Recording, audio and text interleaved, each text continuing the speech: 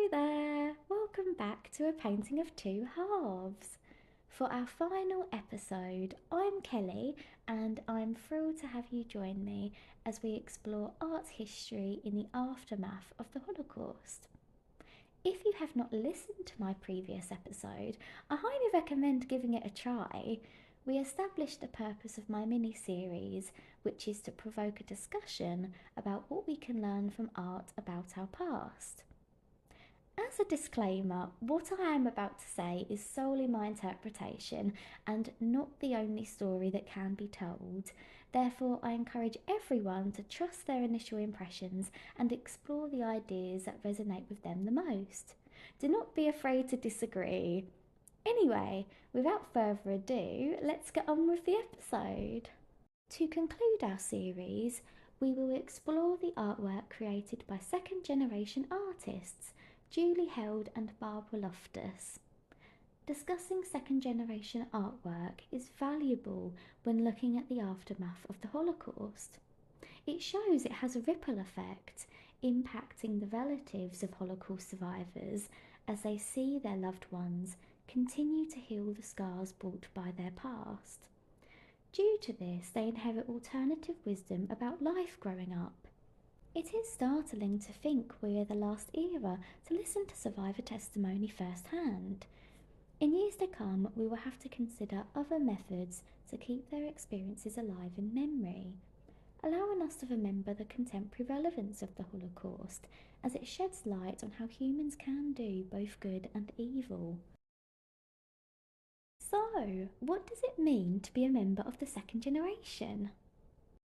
As a second generation member, growing up with relatives who survived the Holocaust gave them an intimate understanding of what it means to be a victim.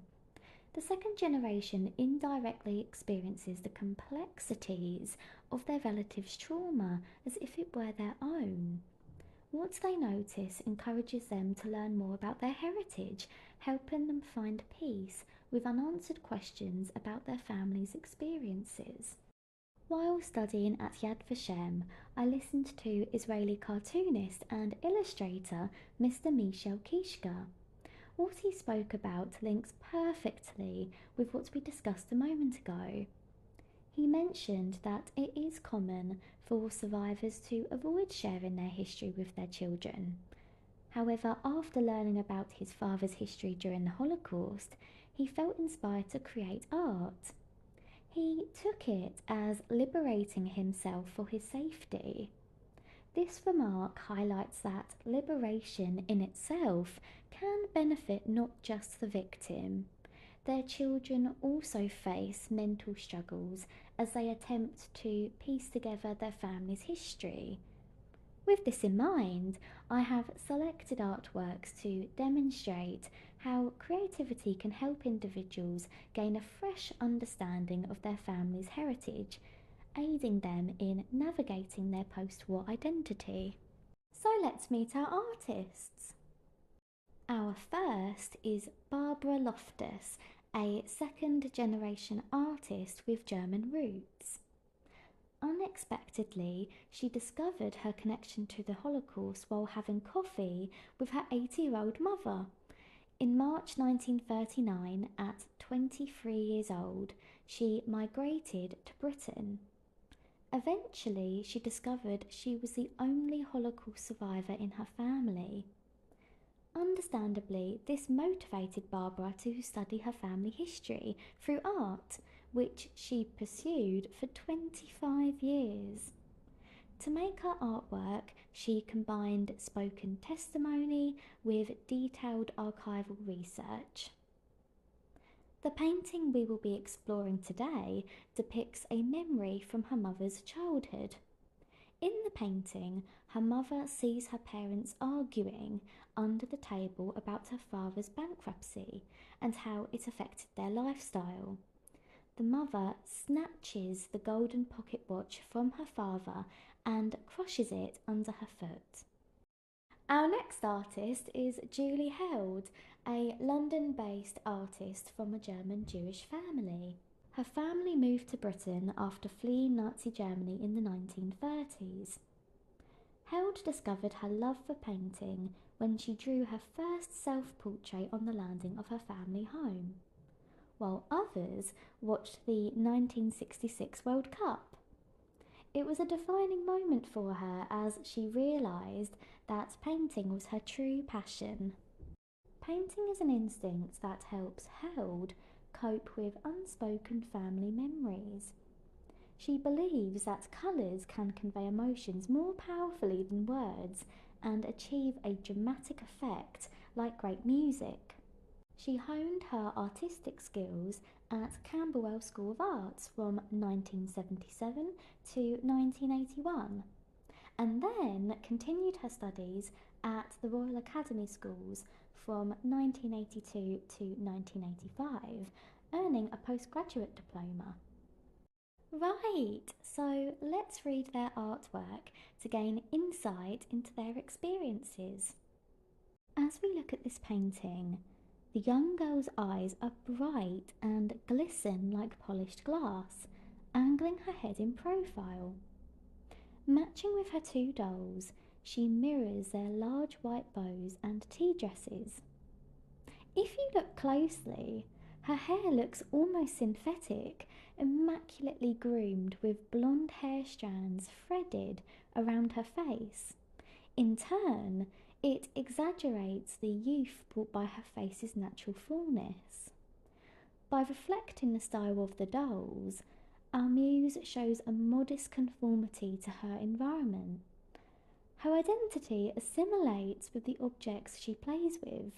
So, can this imply the young girl's attempt to feel in control and safe in her environment? Ultimately, she transforms into a doll in the depicted scene, coming out to play from the box at our far left. Typically, dolls enable young children to develop their emotional know-how, but in this painting, this element of play gets interrupted by a scene she witnesses from under a dinner table. Overall, this painting depicts how the children's emotional expressions involved in frightening events were silenced like dolls. It is not by their age necessarily, but by their inexperience to comprehend the immense feelings they felt all at once. Therefore, the artist uses the girl and the language of composition and colour to express her mother's memories, releasing the weight of the emotions she must have felt. The scene serves, perhaps, as an alternative to a spoken testimony. I don't know about you, but the eyes of the young girl caught my attention first. Her firm gaze gets distracted from the make-believe world she creates in front of her, and I can anticipate if the artwork moved, the young girl would be close to dropping her dolls on the floor with a loud thud. This abrupt end to play comments on how a child had to sacrifice being directors of their fantasy worlds and adapt to the atrocities around them. The artwork shows a psychological flick of a switch as the light finds our muse's face. To me, the light almost has a soldier-like authority about it. Barbara Loftus creates a vivid setting that emphasises the harsh reality of sacrificing play to survive, both physically and mentally. Now, let's swing into our next artwork. In this artwork, Julie Held honours her mother's memory by using a shoe to represent her. The reoccurring pattern symbolises the aspects of her personality that she deemed most meaningful: her love for shoes and the compassion she taught her to understand what it feels like to be in someone else's shoes. In addition, the fiery warmth that smothers the canvas balances the vulnerability of the sitter's exposed body. Although there are subtle tonal changes for the hair and foreground, The heavy use of orange makes the artwork look dimensionally flat. If we trace an imaginary line from the woman's back to her foot on the far right of the canvas, it creates a similar outline to the purple shoe on the left. Due to this, I wonder if this shows the sitter fully engrossed in her thoughts, epitomising the shoes around her. In my eyes, she merges artistically with the symbolism and adds to their repetition on the canvas. As viewers, I think the canvas becomes a window into an atypical try-on session. There is an intimacy that confronts us. If the shoes represent her mother, the scene no longer depicts a try-on session. Instead, she is flipping through a photo album. By deciphering what shoe to put on, the sitter contemplates what memory to revisit. The artwork exaggerates the bravery to revisit our past. Reuniting with these memories brings comfort in being recognised as who she is. Held presents the sitter in a raw form that strips the visual cues of their daily attire and hairstyles, revealing a more honest portrayal of their identity. When looking at this painting, I wondered if the intense warmth of the colours could offset any vulnerability from exposing their body, making them feel more comfortable in their skin. The heat brought by this choice in colour palette might also denote a palpable connection with her mother after her passing. Therefore, their bond gives her the strength and confidence to live authentically. Overall, the vivid brushstrokes demonstrate how their bond rhythmically paints her environment with a passionate intensity. So, after looking at these paintings separately, what narrative gets heightened when they are together? Overall, both paintings offer insight into post-war life. They both acknowledge how conforming to one's environment functioned as protection. Also, both paintings have their muses share a likeness to material items such as a shoe or a doll. I wondered if conforming to these items, which some could typically buy, implied they represented what was absent from their lives. The artists realised that, during the war, it was perhaps safer to perform in one's outward environment rather than having to play the role of their authentic selves. The art created after the war indicates a gradual understanding of the past.